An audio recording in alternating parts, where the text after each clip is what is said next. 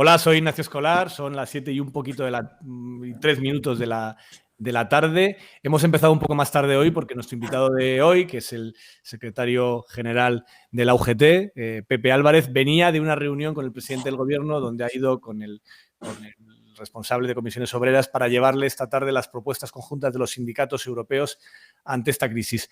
¿Qué tal, Pepe? ¿Cómo estás? ¿Cómo ha ido ese encuentro? Bien, la verdad es que ha sido una reunión que sobre todo creo que al presidente le ha venido muy bien para fortalecer la posición en el Consejo Europeo.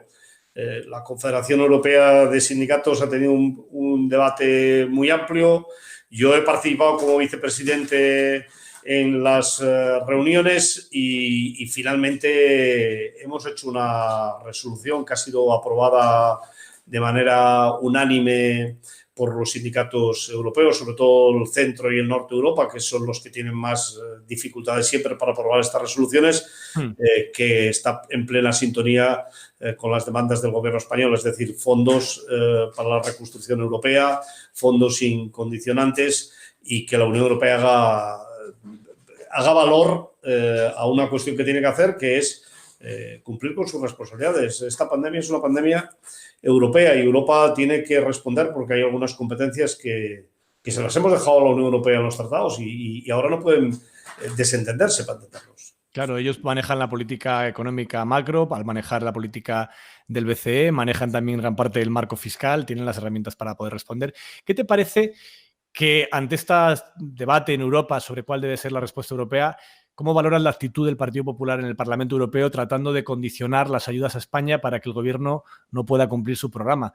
¿Cómo nos puede afectar esto a España? Bueno, a mí me parece indecente. Creo que Dolors Montserrat debería de medir las consecuencias de lo que dice. La ciudadanía española está padeciendo de manera muy dura las consecuencias del COVID. Sin los recursos de la Unión Europea es muy difícil que podamos salir de esta situación económica después de la sanitaria en la que estamos.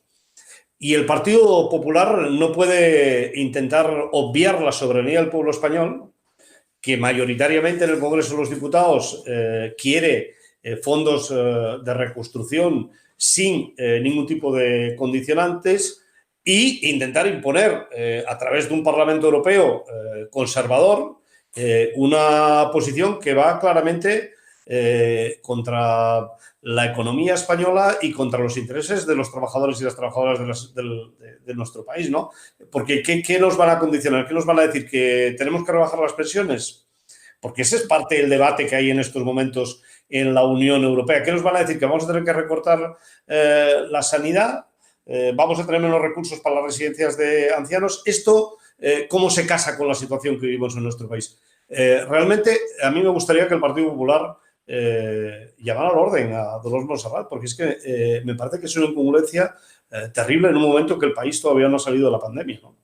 Además que está demostrado por la experiencia de la pasada crisis que sumar recortes a la crisis lo único que provoca es más crisis, que es lo que nos pasó durante muchos años en el sur de Europa, especialmente duros en España y también en otros países como Italia, Grecia.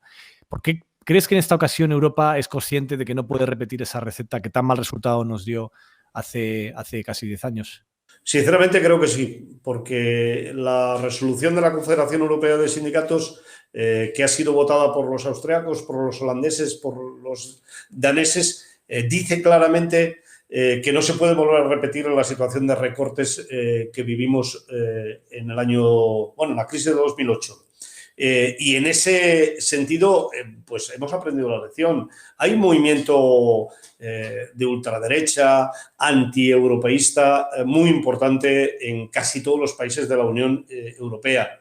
Y los que creemos en Europa, pues tenemos que luchar contra eso. Y contra eso no se lucha con menos Europa, se lucha con más Europa, con más derechos y, sobre todo, exigiendo a la Unión Europea que haga frente a sus responsabilidades. No son las nuestras. En España, si no hay ninguna fábrica que fabrica alcohol, es porque la Comisión de la Competencia impide que pueda fabricarse en España a un precio que fuera competitivo con lo que viene de terceros países. Y de esos terceros países entra la Unión Europea muchas veces como consecuencia de los tratados comerciales que ha suscrito la Unión Europea y que nosotros tenemos que respetar y aplicar en nuestro país. Y eso ocurre también con otras cuestiones de carácter estratégico que no tenemos y que no hemos necesitado en el COVID, pero puede ser que en la próxima pandemia, que no tiene por qué ser de estas características, necesitemos. A mí me parece que ahí es donde hay que sumar y situar nuestros argumentos. Los holandeses saben que solo en empresas españolas radicadas en ese paraíso fiscal que es Holanda, pues se están llevando como 10.000 millones de euros cada año. Me parece que tienen que pensar que esto es de ida y vuelta, que no es una solidaridad que pidamos para nosotros, sino que ellos también reciben los frutos de este mercado único que nos va muy bien y que, desde luego, el sindicalismo europeo quiere potenciar. Esta semana has estado en la Comisión de Reconstrucción del Congreso de los Diputados. ¿Con qué sensación saliste? ¿Viste intención por parte del Parlamento de llegar a un consenso entre las distintas fuerzas políticas o crees que eso no va a pasar? Bueno, yo he hecho una cosa que creo que es la primera vez en mi vida que lo hago, que es suplicarles, por favor, que nos eviten estos espectáculos. Porque a mí me parece lamentable que una comisión de reconstrucción que se ha montado a bombo y platillo, finalmente la mayoría de las preguntas que me hagan tengan que ver con los ERTE, que es un tema que es muy importante, pero que no deja de ser de ahora, de hoy para hoy. Y a mí me parece que necesitamos un poco más entrar en el fondo y que dejen para después el y tú más. ¿Quién es el responsable? A mí me parece que en ese sentido sería bueno que tomaran ejemplo de otras instituciones del país, como los sindicatos o las patronales, que hemos abandonado momentáneamente muchas de las diferencias porque nos parecía que había un bien común a salvar, que son los puestos de trabajo, que son las empresas, y llevamos un periodo largo de tiempo discutiendo mucho, porque no es nada fácil llegar a acuerdos, pero en todo caso preservando ese bien común, ¿no? Sí, ha quedado bastante evidente el contraste. Mientras vosotros, los sindicatos y la patronal, con las diferencias que tenéis, podéis llegar a acuerdos en estos momentos y lo habéis hecho, los partidos políticos no lo hacen. ¿Qué crees que nos jugamos en esa inacción de un acuerdo entre las fuerzas políticas del Parlamento? ¿Cuál es el riesgo de que no se pongan de acuerdo? Aparte de cosas como lo que hemos visto en Europa con el PP cuestionando una posición que claramente perjudica a España. Bueno, yo creo que fundamentalmente una es la propia salida de la crisis, con qué fuerza y qué potencia vamos a tener y poder resolver los problemas de la gente, ¿no? De los trabajadores y de las trabajadoras. Es muy importante el crear esas condiciones de confianza, de saber que estamos todos a uno, y yo creo que ahí los partidos políticos deberían de hacer un esfuerzo pensando en las personas. Pero después a mí lo que más me preocupa, que es lo que creo que tendría que centrar la Comisión de Reconstrucción, es qué hacemos para que no volvamos a tener la situación que hemos tenido. Yo les hice alguna propuesta. Por ejemplo, las organizaciones sindicales venimos planteando la necesidad de hacer una auditoría independiente para que ponga luz sobre los problemas que han tenido las residencias de ancianos en nuestro país. Les he puesto de manifiesto, por si alguna de sus señorías no lo sabía, que las señoras que han doblado y triplicado el turno, porque no pueden ir a dormir a sus casas para no llevar la pandemia en sus casas, cobran 950 euros al mes. Entonces, hacer un análisis independiente, serio, riguroso, de qué ha fallado y qué tenemos que hacer de cara al futuro, para mí hoy tiene mucho más interés que ver cuáles son las responsabilidades inmediatas, que las sabremos de cada una de las administraciones. Y con el sistema de salud, yo, que soy de los que cree que el estado de las autonomías, la descentralización, es un principio muy importante, también creo que tenemos que analizarlo, sobre todo para ver qué nivel de coordinación que quiere decir competencias compartidas, soberanías compartidas. No se trata de quitar a nadie, se trata de compartir para ser más eficaces. Podemos poner en marcha, por no hablar de otra necesidad que no es de la pandemia, Sí.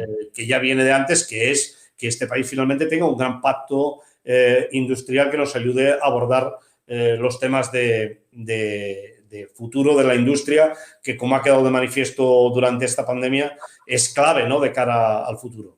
¿Te preocupa eso, que en un momento en el que la pandemia está provocando una reconversión industrial en muchos ámbitos, como por ejemplo en el automóvil, en relación con otros factores, pero también con lo que está ocurriendo, el hecho de no tener una industria nacional significa que gran parte de nuestro PIB depende de decisiones que se toman en Francia o que se toman en Asia y que al final afectan muchísimo a nuestro empleo? ¿Cómo puede resolverse eso? ¿Qué políticas industriales podría hacer el gobierno para luchar contra eso? Bueno, primero tenemos que tener un acuerdo estratégico que tenga una vigencia indefinida. Es decir, no sirve un acuerdo con un gobierno solo para Tiene que ser algo de largo plazo. a corto plazo, sino que tiene que ser más a medio y largo plazo, ¿no? El sector del automóvil seguramente que es el sector donde más claramente hemos estado inactivos. No porque no lo hayamos dicho los sindicatos. Nosotros hace 4 años lo planteamos el presidente Rajoy. ¿Qué tendríamos que hacer? Fundamentalmente pensar cuáles son nuestras fortalezas y cuáles son nuestras debilidades. ¿Cuáles son nuestras debilidades? Que somos un país fundamentalmente de ensamblaje. Sí. No tenemos tecnología, excepto una empresa que es la SEAT, las demás prácticamente no tienen tecnología. Que somos un país que en la medida que somos así, las multinacionales la tecnología la desarrollan y la ponen en marcha en sus países. Por tanto, aquí podemos subirnos al coche eléctrico, fantástico. Pero es que en España solo hay una fábrica que fabrica coches eléctricos, que es la Opel.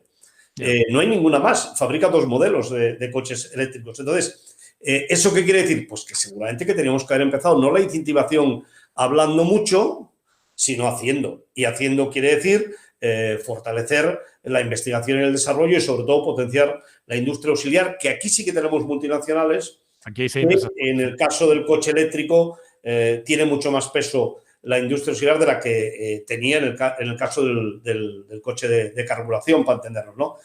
Esto no es una cuestión que podamos solventar en 24 horas. Quiere decir poner dinero. ¿Y poner dinero para qué? Para estar en los consejos de administración. El gran error... ¿Tiene que entrar el Estado en los consejos de administración de la industria? Claro, es que ¿por qué no va a entrar? Si le damos a una empresa para investigación y desarrollo 200 millones de euros o 300 millones de euros, lo razonable es que no lo regales. Que digas, oye, mire, sí, pero usted me da posibilidad de estar. Y esto que digo, alguien puede decir, bueno, este ya está nacionalizando, ¿no?, estas cosas que mañana aparecerá. Ahora ya seguro que está apareciendo en algún sitio. Se trata sobre todo de que el Estado esté presente en los sectores estratégicos. No se trata de una nacionalización como venimos del pasado, de un INI más o menos con problemas, donde solo van las empresas que no tienen futuro, sino se trata de invertir en el futuro y, sobre todo, de invertir desde el punto de vista de la potenciación tecnológica. Eso creo que es lo que condicionaría a las multinacionales. Francia lo está haciendo y Alemania también. ¿Cuál crees que son esos sectores estratégicos donde el Estado tendría que invertir? Bueno, ahora tenemos otro ejemplo claro, que es Alcoa. Sí. Nosotros no, vamos, de ninguna de las maneras se nos pasa por la cabeza que dejemos de estar presentes o de estar presente en nuestro país la transformación del aluminio primario. Este es un elemento fundamental para el embalaje de los alimentos, incluso para los propios coches. Hoy lo podemos dejar de producir. Por cierto, una empresa que era del INI, que en su momento se vendió, podemos dejar de producirlo y bueno, puede ser que alguien diga, pues ya está, lo compramos fuera. Y el día que fuera haya escasez y lo necesiten para algo en el país de origen, ¿cómo lo vamos a arreglar? Bueno, creo que hay que hacer un análisis en profundidad de ver cuáles son los sectores estratégicos y que el gobierno los declare. Y si Alcoa se quiere ir, pues no cierra la planta, porque es un sector estratégico y, por tanto, el Estado, directa o indirectamente, buscando nuevos socios o participando con nuevos socios, mantiene un producto que es estratégico, esencial para el desarrollo del país. Antes decías que esto que estás planteando, que algunos plantean como si fuera venezolano, es algo que está haciendo Europa y sobre todo en estos momentos donde ante el parón económico tan drástico, Alemania especialmente está invirtiendo mucho en empresas estratégicas para evitar pues, que sean opadas por empresas, por competidores de otros países, para evitar que quiebren en algunos casos, en algunos sectores. ¿Por qué aquí da tanto miedo decisiones como esta?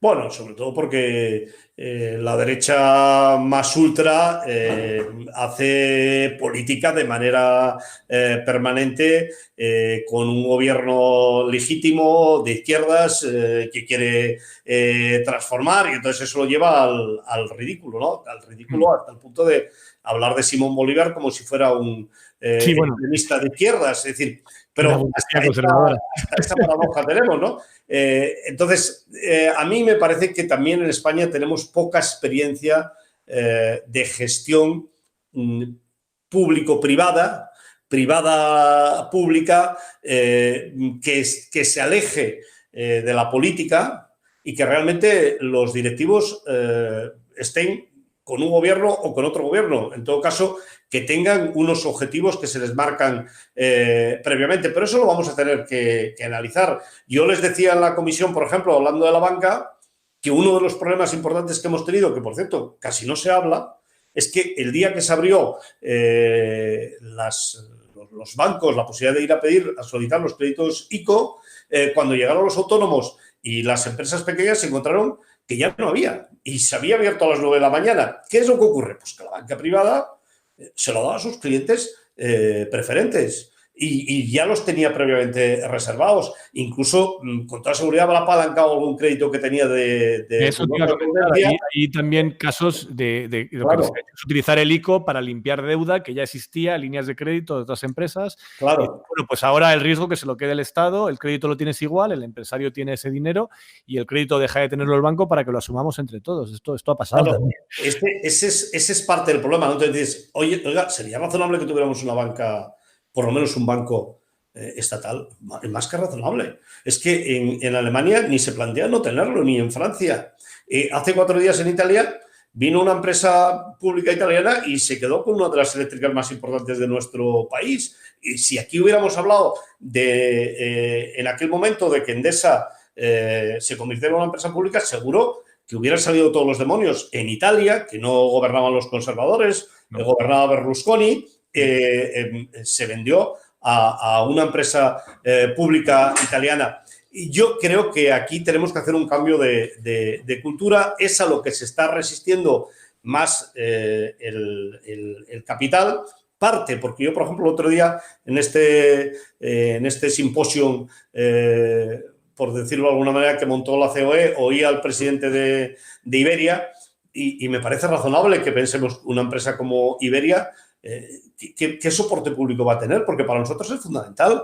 Lo es para un país turístico. Tener una aerolínea potente como es Iberia, claro, en un país muy importante, afecta a muchos destinos. Claro, Alemania intervino inmediatamente en Lufthansa para que no cayera, porque esos son sectores estratégicos, ¿no? Lo hizo un gobierno conservador de Angela Merkel y no el socialcomunista, como retratan al de aquí. ¿Qué te ha parecido esta cumbre que está celebrando la patronal COE en esta semana, donde están pidiendo al gobierno que no suba impuestos y que rechace y que renuncie a derogar la reforma laboral como se había comprometido? Bueno, desde el punto de vista publicitario, yo me descubro. La COE lo ha hecho, vamos, genial. Ahora, analizado el conjunto de lo que hemos oído hasta ahora, pues francamente, yo creo que es una gran contradicción escuchar a todo el mundo pedir. Y piden tanto que hasta piden que no se paguen impuestos, ¿no? Entonces es como si el Estado tuviera una fuente que fuera mandando el dinero, ¿no? Esto ha ocurrido también un poco con Vox, que decía que el dinero donde mejor está es en el bolsillo de los españoles, ¿no? Durante la campaña, o que había que privatizar la seguridad social. Y claro, con esta pandemia todo esto se ha puesto de manifiesto hasta qué punto es muy importante el tener un Estado potente que pueda responder, que pueda dar soporte a los ciudadanos, por supuesto, pero también a las empresas y al tejido productivo. Si no se pagan impuestos, esto no se va a poder hacer, por no hablar de los servicios públicos. Creo también que hay un exceso de escenificación, por ejemplo, con la reforma laboral. Yo les pediría un poco de prudencia porque nosotros no hemos renunciado a nada. Y yo lo quiero dejar muy claro, para nosotros la derogación de la reforma laboral es una prioridad. Pero nos ha parecido que durante esta pandemia teníamos que buscar los puntos en común porque era lo que necesitaba nuestra gente, porque era lo que necesitaba el país, ¿no? Salir con esta virulencia, pues las cosas no han cambiado. Los ciudadanos españoles han elegido un parlamento y hay un gobierno que tiene un compromiso y ese compromiso nosotros vamos a hacer todo lo posible porque se cumpla. Y si es posible, nos gustaría hacerlo en la medida en que sea posible acompañados de la COE. En estos momentos, ¿cuál es vuestra propuesta sobre la reforma laboral? ¿Qué cuestiones es más urgente derogar? Bueno, a mí me parece que todo lo que tiene que ver con la negociación colectiva es absolutamente... La actividad de los convenios. Sí, imprescindible, porque otra cosa que he visto que no ha aparecido demasiado en la conferencia, supongo que porque todos no se podían poner de acuerdo, es esencial que mantengamos la subida de los salarios.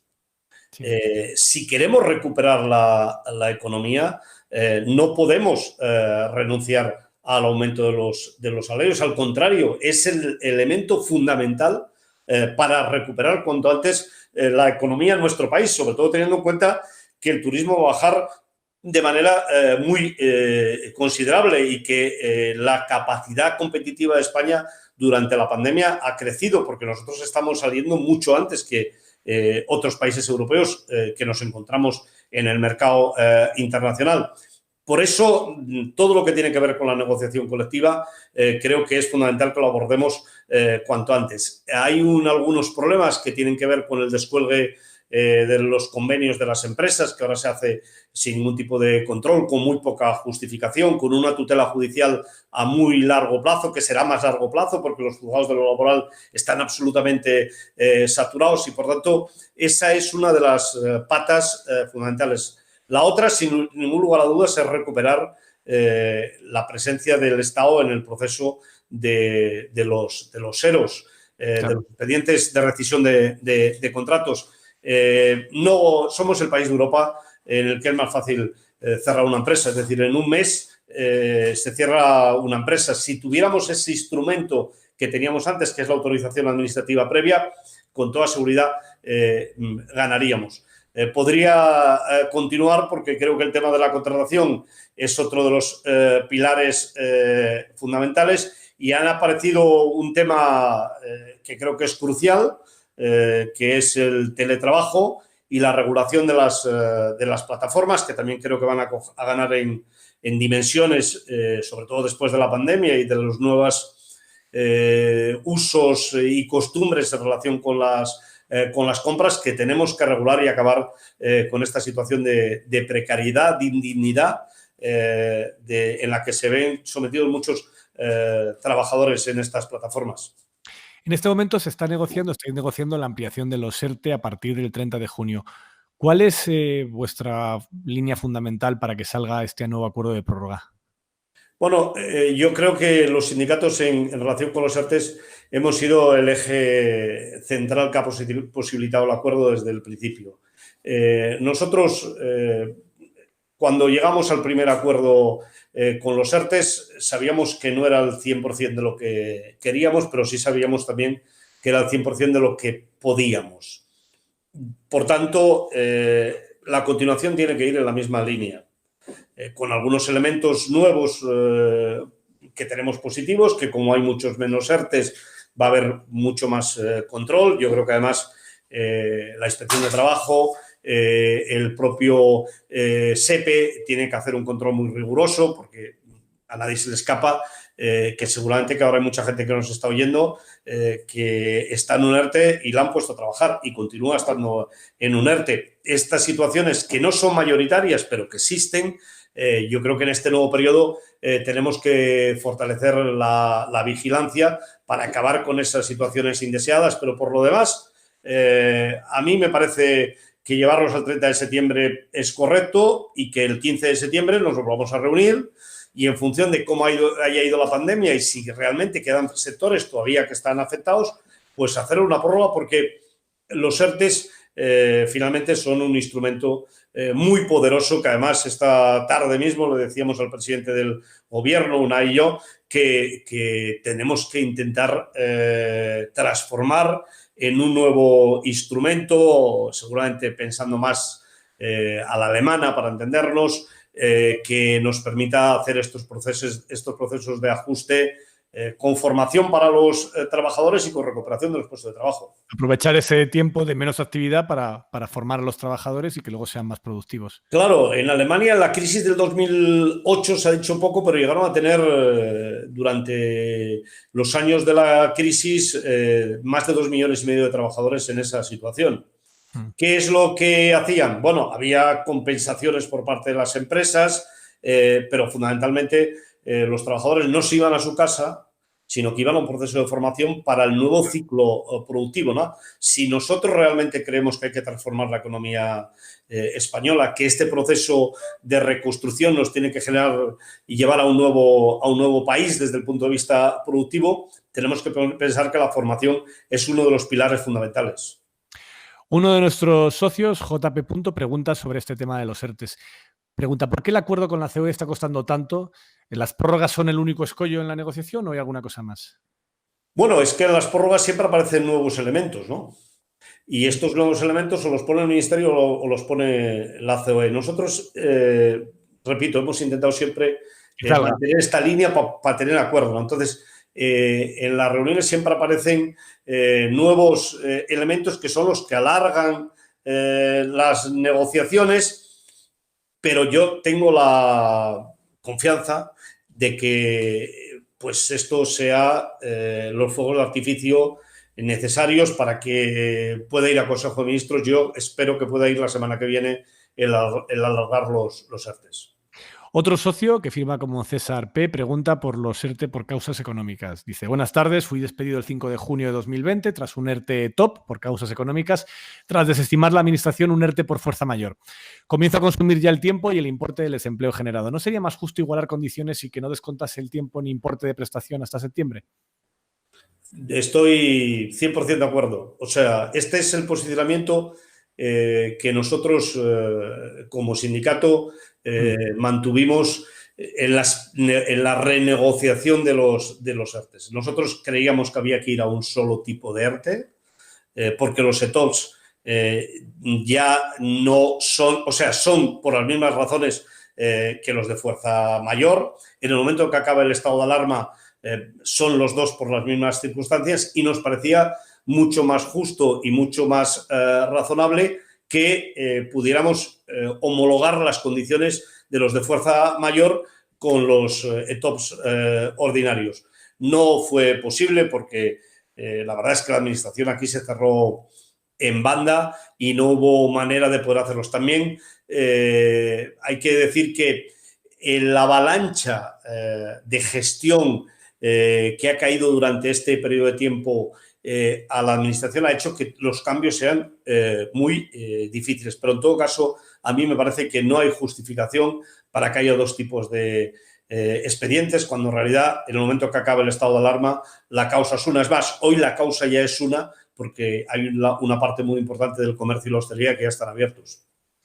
Otro socio que firma como XX1 pregunta por la situación de los temporeros en España. El relator de la ONU contra la pobreza denunció que en España hay temporeros que viven en condiciones peores que un campo de refugiados, entre otras cosas de gravedad. ¿Estos temas son algo en los que un sindicato puede hacer algo? ¿UGT conocía estas situaciones? Bueno, las conocemos y las combatimos cada día. Y yo aprovecho para saludar a los dignos agricultores de mi país que cada día se levantan, sobre todo los pequeños agricultores, y con mucho esfuerzo pueden mantener sus explotaciones agrarias. Digo esto porque con lo que diré a continuación, ya sé que la ultraderecha, cuando abra las redes sociales, estará machacando. No, yo soy plenamente defensor, mi organización lo es. Tenemos uno de los 3 sindicatos agrarios más importantes de España, está afiliado a la UGT, es una de nuestras organizaciones, la UPA, y por tanto estamos con los pequeños y medianos agricultores de nuestro país. Dicho esto, Hay que acabar con esta indignidad que representa los abusos que se están produciendo en el campo en nuestro país. Esa situación se ve mucho en los campos donde están hacinados trabajadores y trabajadoras de nuestro país en toda la geografía, especialmente en el sur, pero en toda la geografía, también en Cataluña, y en ese sentido nosotros con los instrumentos que tenemos cada día lo estamos combatiendo. Lo hacen nuestras compañeras y compañeros en Andalucía, con los abusos que se producen con las mujeres básicamente que vienen de Marruecos a la recogida de la fresa, que tenemos plena constancia de que hay una situación absolutamente insoportable. Ahora, no es fácil, porque a las organizaciones sindicales se nos pide de todo y se nos da muy poquito. Quiero decir que para poder hacer eso, claro, lo tenemos que hacer con la cuota de los trabajadores y las trabajadoras de los grandes centros de trabajo, que es donde realmente hay afiliación y donde podemos sacar recursos para dedicarlos a atender a estas personas. Atender a estos trabajadores que lamentablemente no tienen recursos para poder sindicarse o financiar el propio sindicato. Una última pregunta de otro de nuestros socios, John Antoni, que pregunta por las pensiones, por los coeficientes reductores de pensionistas. Su pregunta es, ¿cómo está gestionando ante el gobierno, el sindicato UGT, los coeficientes reductores que tenemos muchos pensionistas, que a pesar de tener más de 40 años trabajados, estamos padeciendo como si fuera una condena a nuestra pensión y vida?